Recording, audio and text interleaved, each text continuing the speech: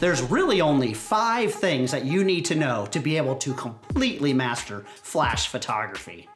Are you ready for the great news?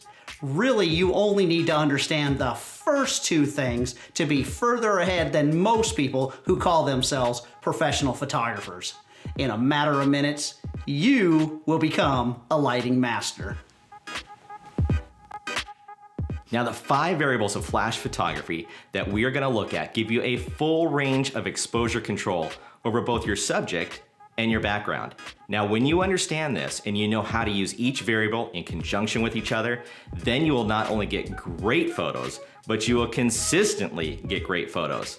Now, listen to this statement closely. It's not just about having light, it's about having complete control of your light. If you grasp and master these first 2 components, aperture and shutter speed, you will be unstoppable.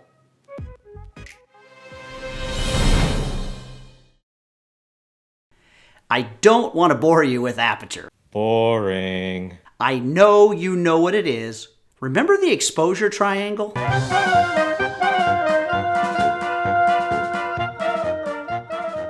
Here's what you need to know as it relates to flash.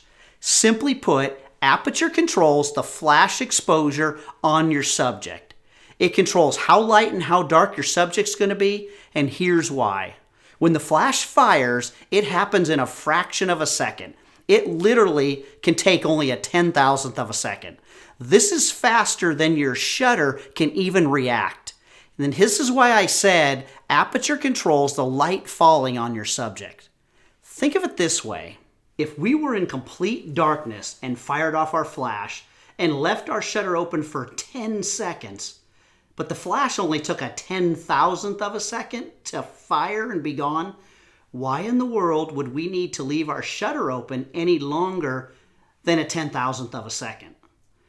You wouldn't. The shutter really does nothing. It's just not fast enough.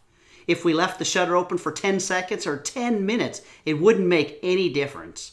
By opening or closing the aperture, we can control how much light reaches your sensor in that 10,000th of a second.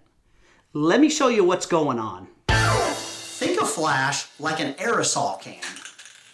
When you spray the can, whatever is in it comes out and immediately starts spreading out. When you stop spraying, the cloud of whatever stops and there's nothing more to follow. Once it leaves the can and starts dissipating, it is gone. Think of light leaving your flash just like the spray of that can.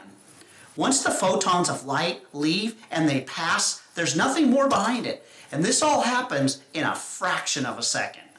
Now, by controlling the aperture, I can control the exposure of my flash on my subject by only allowing a certain amount of light to reach my sensor. The smaller the aperture, the darker the subject.